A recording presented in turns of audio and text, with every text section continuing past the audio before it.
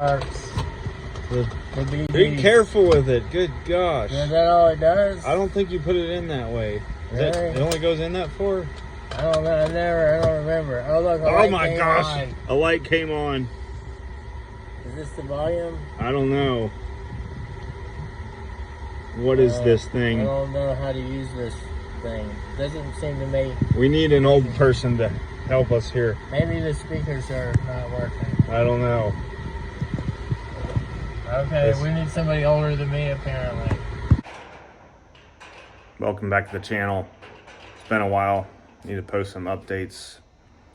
Wow, my face is dirty. Been under. I am working on insulation right now. Got the flooring back out, hopefully for the last time. And then we're gonna fill this space right here with a second fuel tank. So we've got 35 gallons here, 55 gallons there. I cut out this space in the middle of the floor. I'm gonna make some kind of trap door here because it's a lot of dead space right there. And I'm gonna build some kind of box or something, possibly with another access door to be able to get to like the shock bolts and stuff like that. But you know how it is building one of these box truck van conversion builds. You just hate to see wasted space. Like you want to use every inch of it. I mean, I could put all kinds of batteries and whatnot there. There's my water tank. Yes, I know. Before you comment about the ratchet straps, I made these really nice mounts that went here and there and bolted everything up. It worked great for a while. Unfortunately, it's not going to work with a fuel tank. So I'm going to have to build something later. I'm kind of on a time crunch. So I'm just using ratchet straps to hold this up right now, which it'll be fine because there's two beams underneath that this water tank is sandwiched in between, and it fits perfect in there. So I don't know, I may just leave the ratchet straps. I know that's kind of not the right way to do it, but it'll do for now. But it'll make it really easy to pull back out through this. Almost fell. Access panel back here in case I have to service it or it has a leak. I don't know. If you have any ideas on what I can do to mount this 45-gallon water tank better, let me know. All right, here's the 55-gallon tank. Here's the pump for the 35-gallon tank.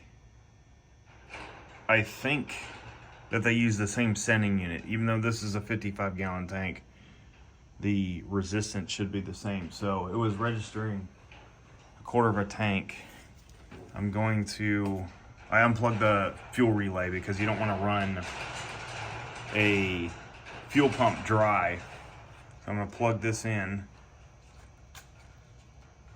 just like that and test it.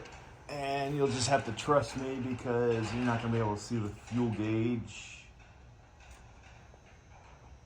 And right now it is registering empty.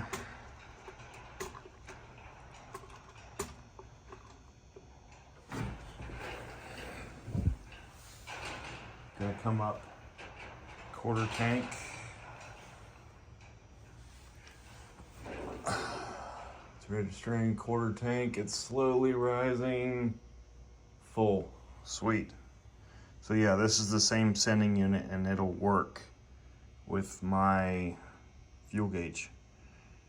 And just in case you were wondering, this is how the fuel tank sending unit works. It's got this little float and it's got a resistor, and those two contacts slide along the resistor, and that gives you your reading for your fuel gauge. As you can see, this one won't focus. right there. That piece is broken off, so they don't sell this piece, not that I know of, by itself.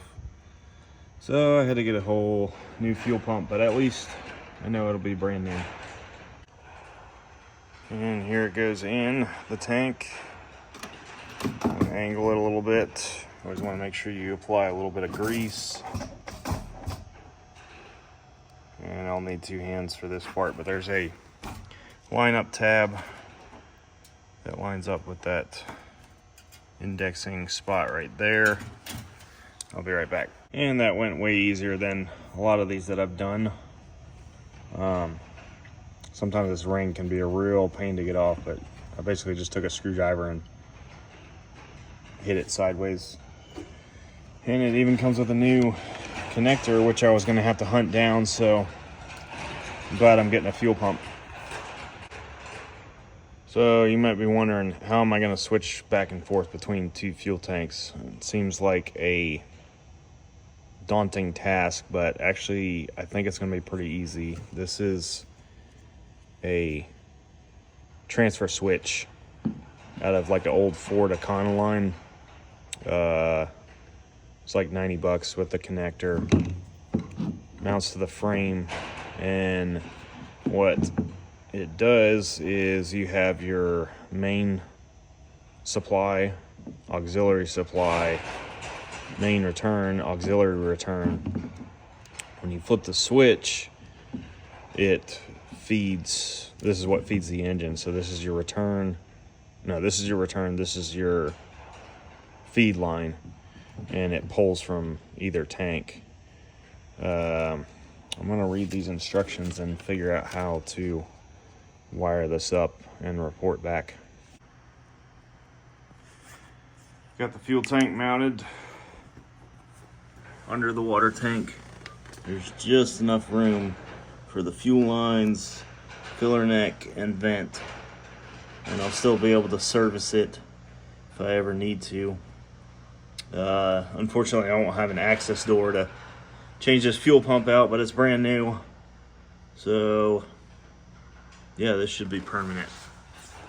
I'm thinking I'm gonna mount this transfer switch right in here somewhere. I don't know, I'll figure it out. Got my wires run, got my switch set up here. This came with it. It says main and auxiliary. This is where things get a little bit complicated, but if you have a basic understanding of like wiring and electricity, it's not too bad. So here's a power probe. With it flipped down to the main position, no matter what, if the switch fails or if something in my wiring fails, it'll always default to the rear tank, and I'll still have that 55-gallon tank. But as of right now, with it flipped to main, yellow is positive, green is negative. If I flip this switch, I can hear the transfer valve operating back there, and now yellow is negative, green is positive. Here's my new fuel pump auxiliary tank connector. If you're trying to do something like this, don't reference my wire colors because they're going to be totally different. I had to research all this, but black with a orange stripe is going to be the fuel gauge signal. Purple is the 5-volt reference. I converted it to pink. Gray, for whatever reason, is power. I converted it to red to make it easier. Black is ground, but black for ground. I'm gonna shrink this and tape it all up and install it. All right, I know this looks like a complete rat's nest right now, but I'm just testing this. I'll try to explain this the best I can. Here is my factory wiring. This is the 5-volt reference for the fuel sending unit. And I have the new fuel tank tied in on the pink wire. So this is providing a 5-volt reference to both tanks. The factory signal wire is right here, and that is going to the middle terminal on my transfer switch here. When I flip the switch, or actually in this condition right now, it's going to this wire right here. When I flip the switch, it'll go to this wire, which will monitor the auxiliary tank. Let me show you what that looks like. I don't have any of the fuel pump wires hooked up, so it's not going to be spewing fuel on the ground. So key on 1/3 of a tank, which is accurate. I'm going to flip to my auxiliary switch. Empty, because there's no fuel in there right now. I won't know until I've put fuel in, but I'm pretty confident that it'll work. So I'm going to flip it back. 1/3 of a tank. Empty. Running the filler neck hose. In order to get this big hose out and have it be at the right level, I needed to drill a 3-inch hole in the I-beam here, or the support beam. And I tried to do that with just a regular Milwaukee, and I thought I was going to break my fingers. Those things are super dangerous with a hole saw. So I'm going to try this apparatus here. I'm out of breath because that thing is heavy. It probably weighs like 85 pounds. But it magnetizes to the metal, and then hopefully it should just drill the hole easily. Give it a shot.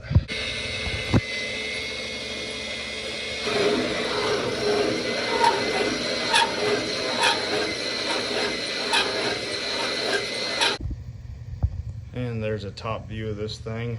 It really looks like a giant iron. You press this button and it just magnetizes to the metal you're working with. And then it works like a drill press. It's pretty cool. There's my hole. Don't worry, I'm not going to leave it like that. Piece of 3-inch exhaust pipe fits perfect in a 3-inch hole. Got so busy that I forgot to film this, but 3-inch exhaust pipe, welded in, painted, good to go. I'm hoping that the angle is going to be okay, because it's almost pointing back towards, I don't know, I'm not a physics major. We'll give it a shot.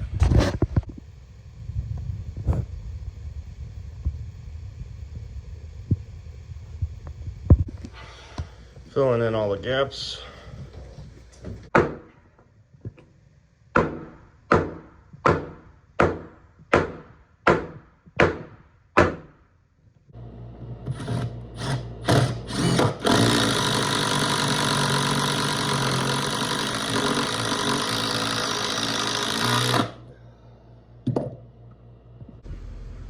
And here's the moment of the truth. Rear tank is at 1/4. The front tank should be mostly full. No hesitation. And the fuel gauge is climbing up to almost full. Go back to the rear tank. And front tank again. Awesome. Just chilling out in the field here. Just watch the eclipse.